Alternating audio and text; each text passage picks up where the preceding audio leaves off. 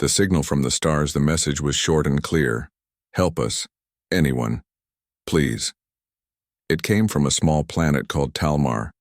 The planet was part of the Union of Peaceful Worlds, a group of alien civilizations that lived in harmony.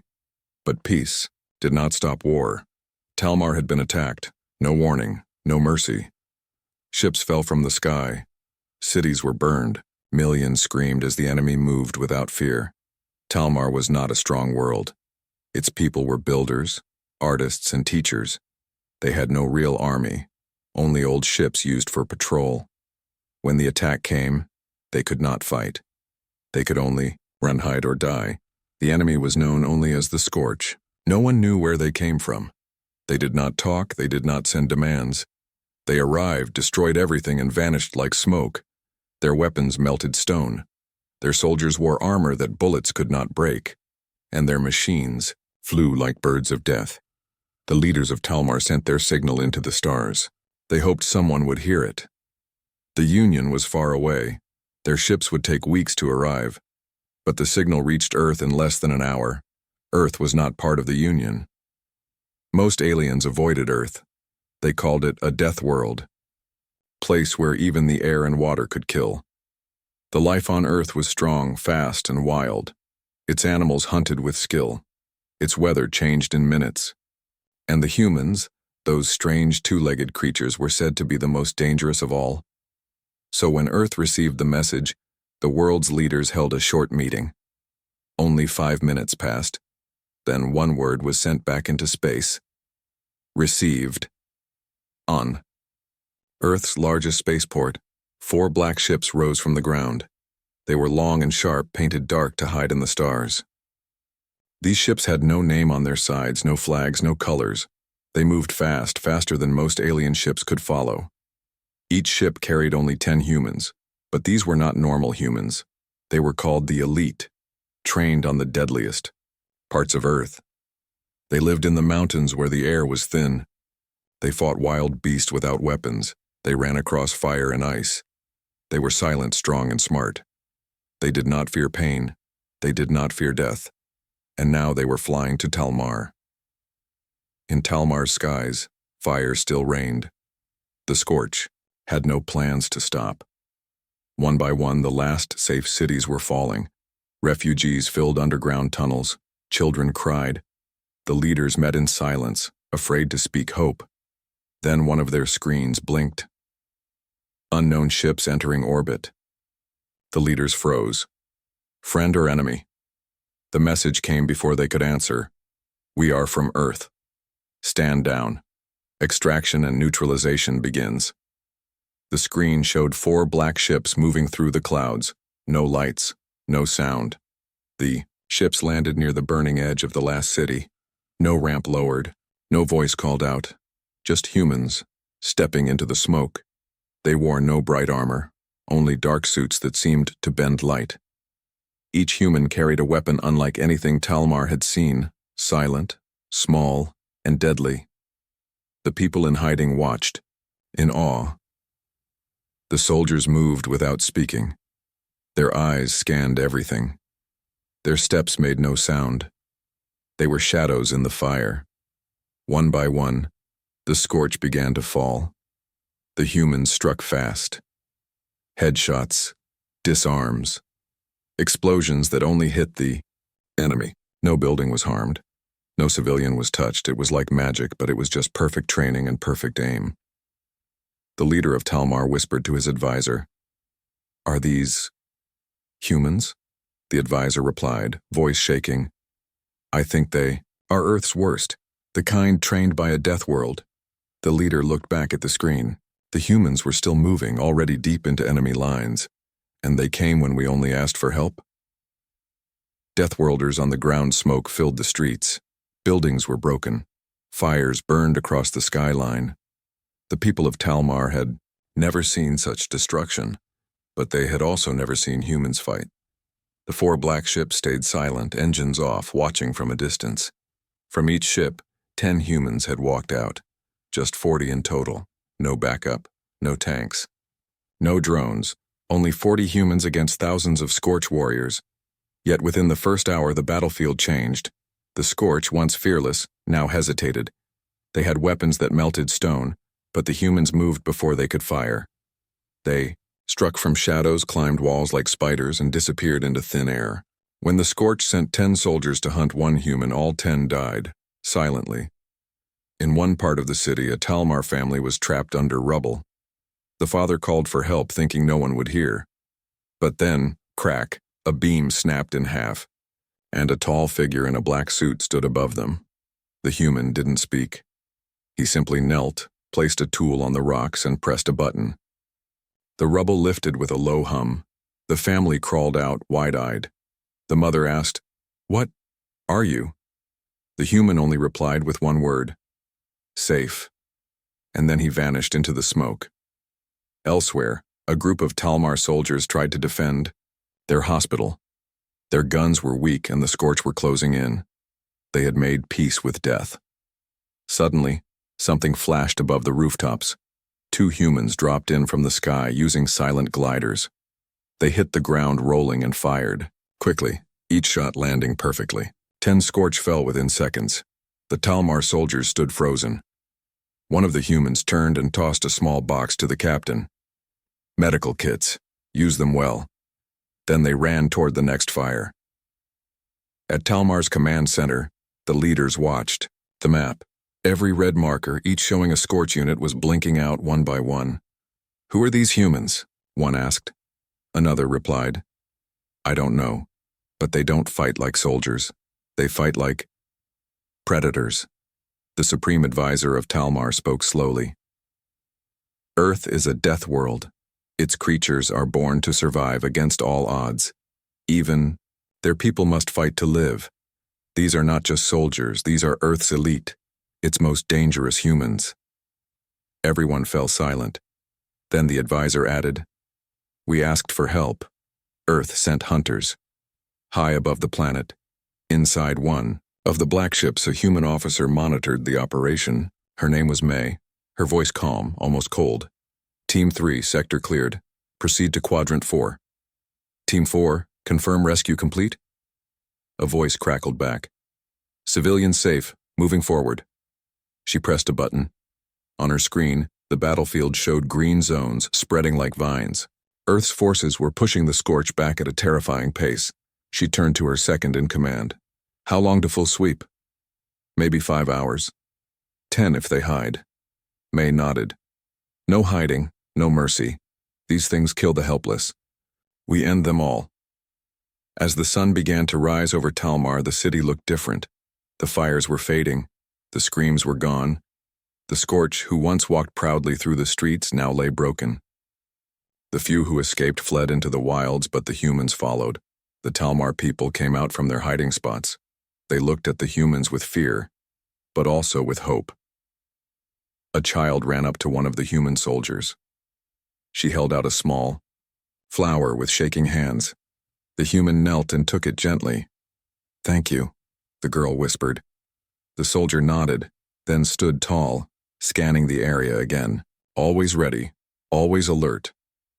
Back at the command center, the Talmar leader stepped forward and turned on the main broadcast system. "To all our people, Earth has heard our call. The ones who came are not diplomats, not peacekeepers. They are from the deadliest world known. They are quiet. They are fierce.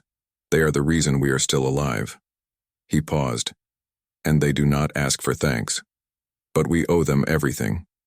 The broadcast ended, and the room remained quiet, until a voice from the shadows said softly, "We didn't come for thanks. We came to stop monsters." It was one of the humans, and then he was gone again. No more warnings deep in the forest outside the city. The last group of Scorch survivors tried to hide. Their weapons were low on power. Their armor was burned and broken. They had never been defeated before. Until now, one of them growled, "They are not from this galaxy. They are monsters." Another shouted, "They are humans. They come from the death world. We were warned about them." The leader of the Scorch snarled, "Then, we finish this, we strike back all at once." But what they didn't know was that the humans were already there. Above them, hidden in the trees, Earth's elite watched silently. Their suits blended with the environment. Heat sensors marked every scorch location. The team leader whispered, through his comm, "Visual confirmed. No civilians nearby.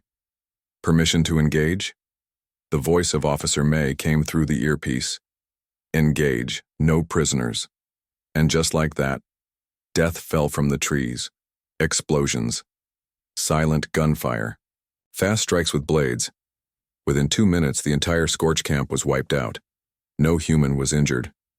When one of the Talmar scouts reached the site an hour later, he found nothing but broken armor and deep cuts in the trees. There were no human footprints. Only scorched earth and silence. Back in the capital city, Earth's ships had landed in open view. For the first time, the people of Talmar were allowed to approach. They came slowly, carefully, still unsure. One child asked her father, "Are they angry?" He said, "No. They are just always ready." The humans stood still, guarding the ship. They didn't talk. They didn't smile. Their eyes scanned every rooftop, every shadow. It wasn't fear. It was focus. Then, the leader of Talmar approached the central human ship and called out, "We owe you our lives. Let us offer food, shelter, anything you need."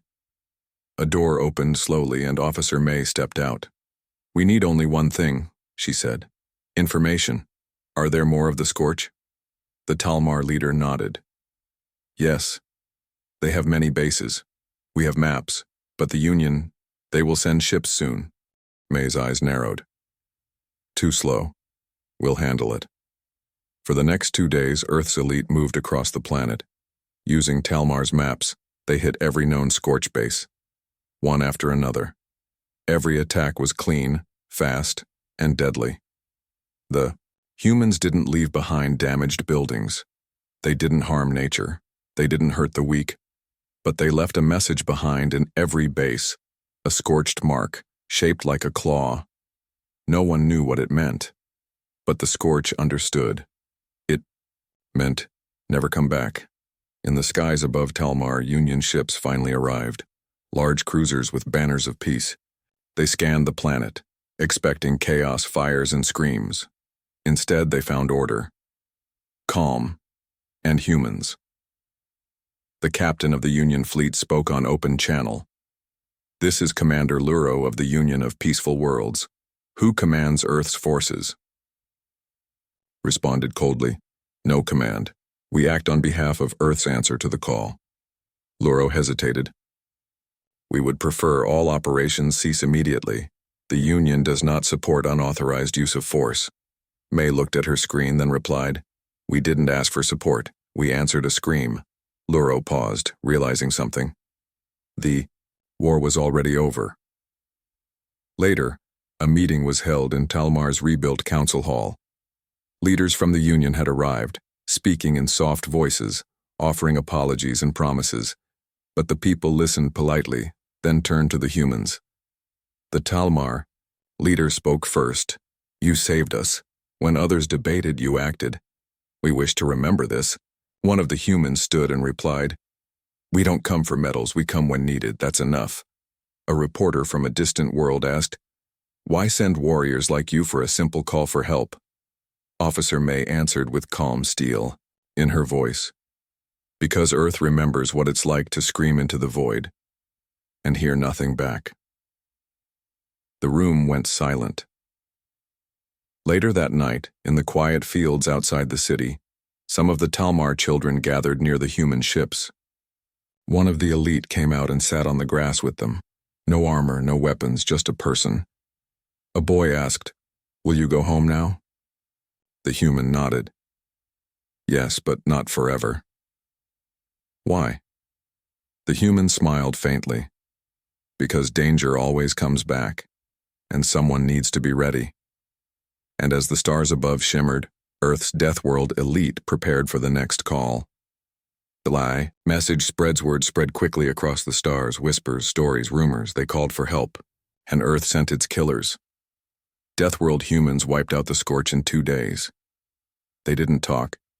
They just ended the war, On peaceful worlds, leaders shook their heads in disbelief. On warlike planets, generals leaned forward with interest. Traders told stories in loud voices. Children acted out scenes with sticks and helmets. Across the galaxy, one truth grew stronger. Do not anger Earth. Inside one of Earth's silent black ships, the elite were resting, but always alert. They sat quietly. No celebration, no loud stories. Just quiet checks of weapons, armor, and gear. These weren't soldiers looking for glory. They were guardians, made for moments like this. Officer May stood in the command bay, looking at a blinking screen. A new message had arrived. Another world. Another call for help. This time, the planet was Harness. A farming colony. Peaceful. Weak. Their message was short, just like Talmar's.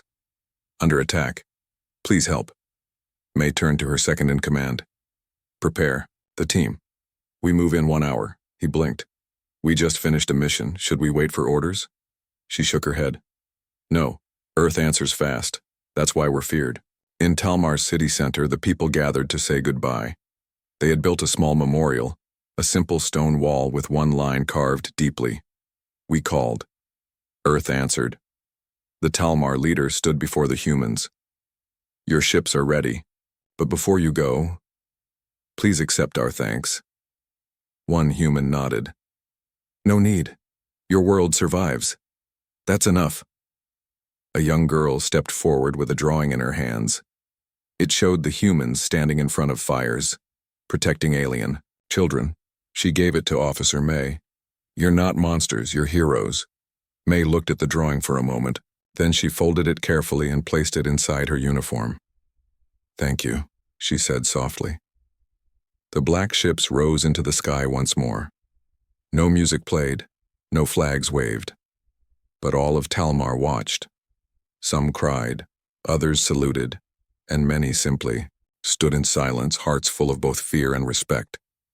As the ships vanished into the stars, the Talmar leader whispered, They came as warriors, but they left as legends.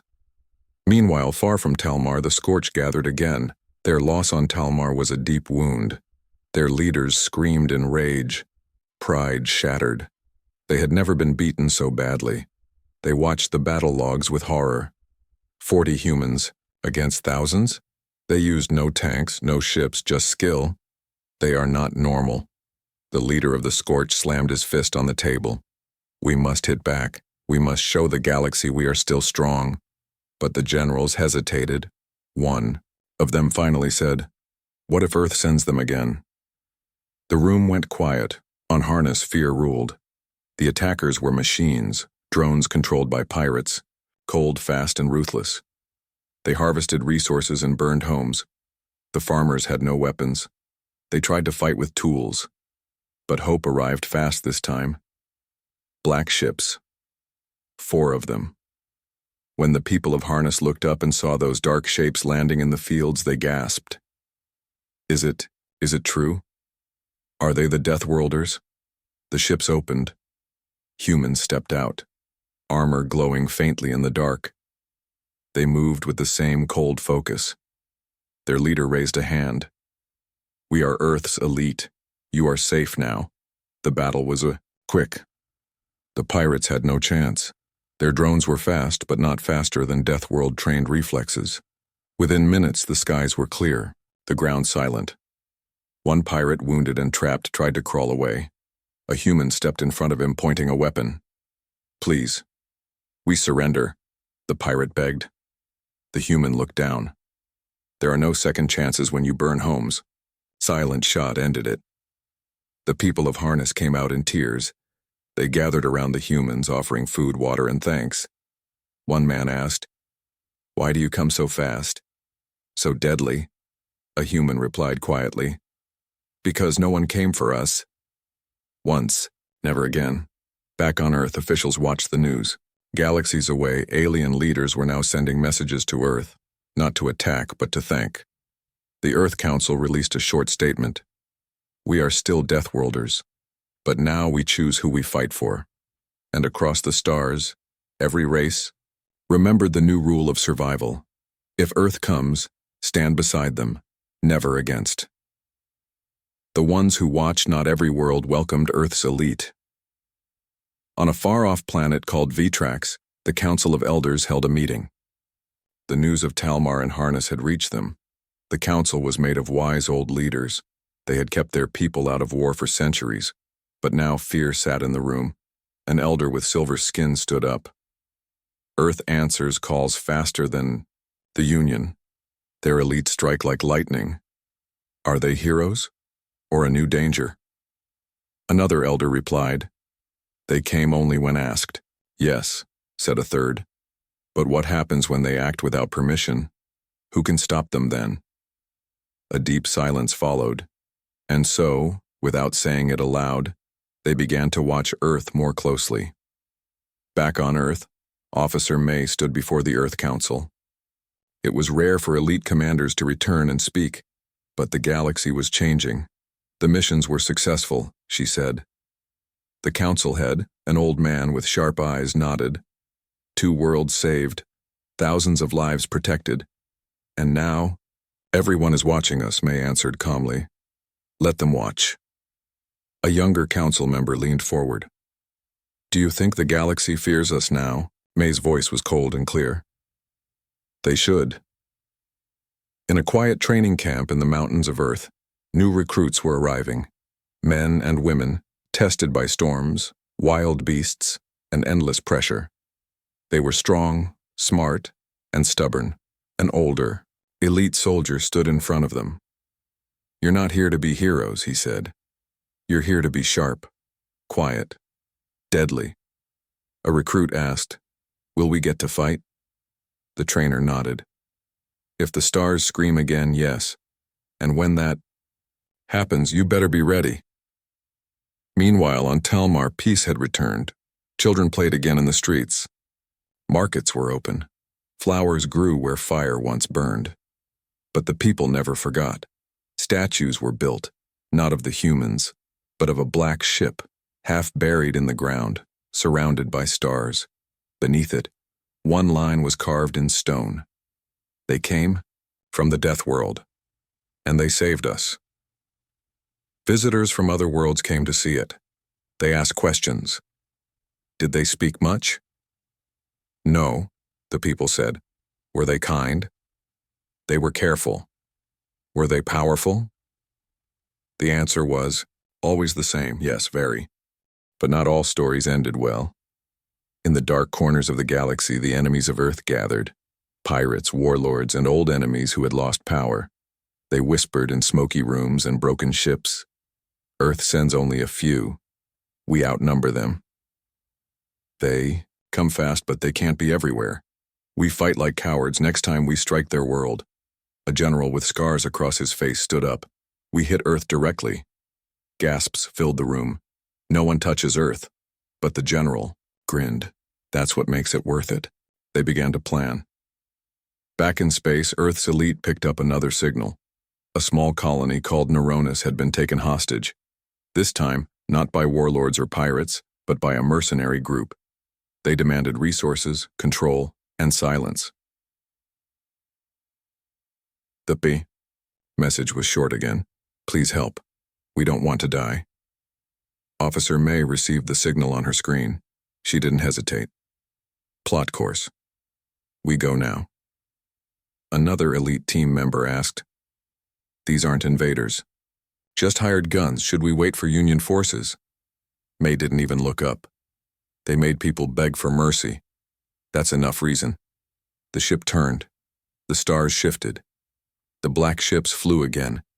And far behind them, across thousands of systems, every alien council, pirate fleet, and government office began to record one truth again and again. Earth listens. Earth moves. Earth strikes. And behind those black ships, behind those silent warriors, behind those eyes that never blink, was a planet that had been shaped by storms, beasts, hunger, and war. A planet where only the strong, clever, and loyal survived. A death world, and the ones it sent were not heroes. They were warnings. The fire on Neuronus was small, green, and peaceful. Its people farmed the land, sang simple songs, and believed in kindness. Then the mercenaries arrived. They came with fast ships and hard words.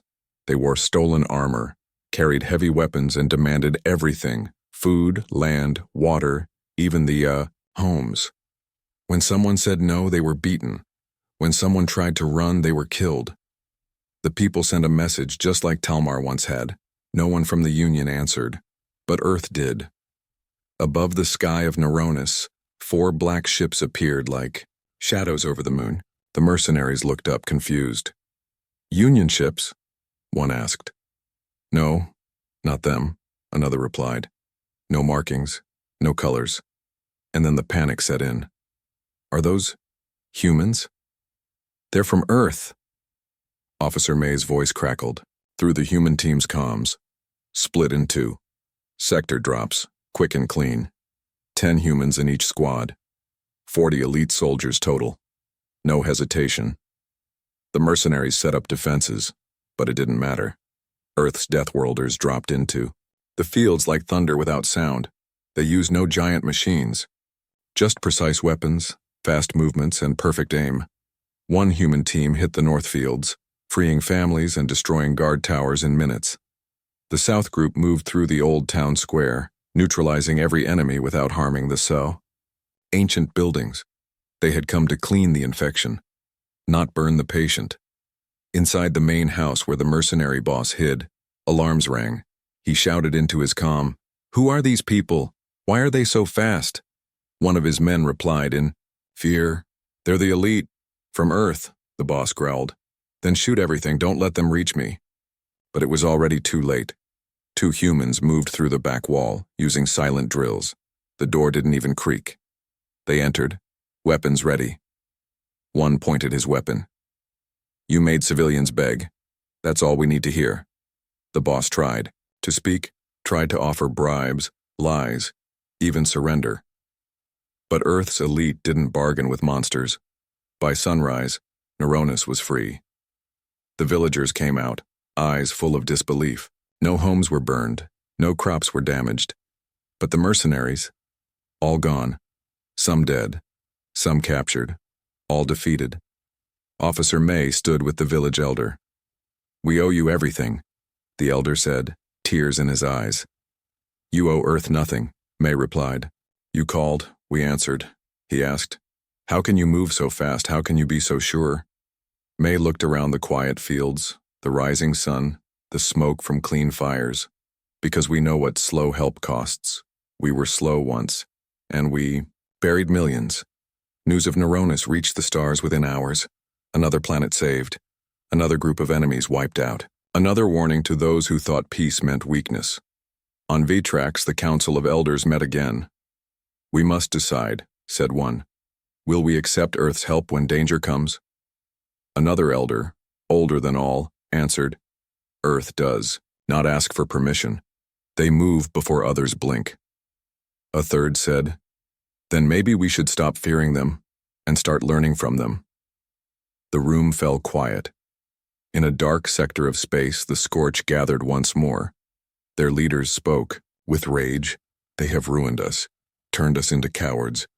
We must strike Earth, burn it, show the galaxy they are not untouchable." The Scorch leader looked at a star map, hand shaking, but his advisor spoke in a quiet voice. "Strike Earth, and you end us all." The leader's anger melted into dread. Back aboard the black ships, Earth's elite returned to deep space. Quiet. Again. Focused again.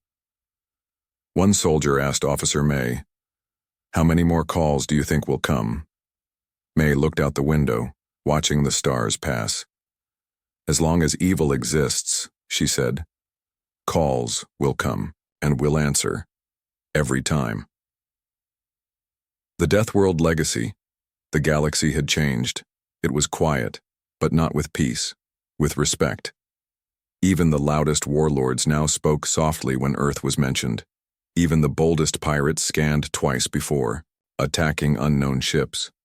And everywhere the same question echoed: if Earth hears the call, what will they do next? The answer was always the same: they will come. On a cold moon near the edge of the Union's territory, another signal went out. A mining outpost was under threat from slavers, but this time the signal was different. No screams, no panic, just one line. Earth, if you hear this, we need your strength. It wasn't a cry of fear, it was a call of trust. And deep in space, on one of the black ships, Officer May read the message. She didn't speak. She simply stood up, placed her helmet on, and said 2 words. We go. The team responded immediately. No questions, no doubts. Their black ships turned toward the moon. Another fire to put out. Another shadow to clear. Because Earth's elite didn't wait for permission. They only needed a reason. On Talmar, people still gathered at the monument every week. Flowers were left. Songs were sung. Children listened to the story of the humans who came without promise and stayed until the danger was gone. In schools across Talmar, one lesson was now part of every classroom. Bravery is not about words. It is about action, like Earth's elite. Back on Earth, deep under the mountains, a council met again. Reports came in from across the stars. Peace was spreading faster than war. Enemies were quieter. Refugees were safer, and still, new recruits came to the elite training grounds. The council leader looked at May across the room. You've made enemies fear us, but you've also made friends trust us. May simply replied, that was the mission. The council member asked, and if one day, Earth itself is attacked? May looked up, sharp and cold. Then the galaxy will see why Earth trained warriors in silence all these years. In a hidden space station orbiting a gas giant, something dark was growing. A coalition of ex-mercenaries, broken warlords, and bitter enemies of Earth met in secret. Their goal, create the ultimate weapon, not to take over the galaxy, but to destroy Earth's trust, to make people fear them again. They built a weapon unlike anything before. Silent, small, and fast. It would strike planets, cause chaos, and vanish. They called it Project Eclipse, and its first target was Earth. But Earth was already watching. Officer May stood in front of a new team, young faces, steady eyes, all trained harder than any generation before them. The enemy is preparing something, she said. We don't know where, but we'll find it.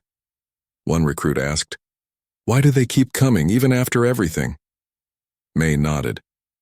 Because we win, and because we do not rule. We protect. That makes us different and dangerous. She turned to the screen behind her. A message blinked. Another call, another world. Gear up, she ordered. Time to answer again.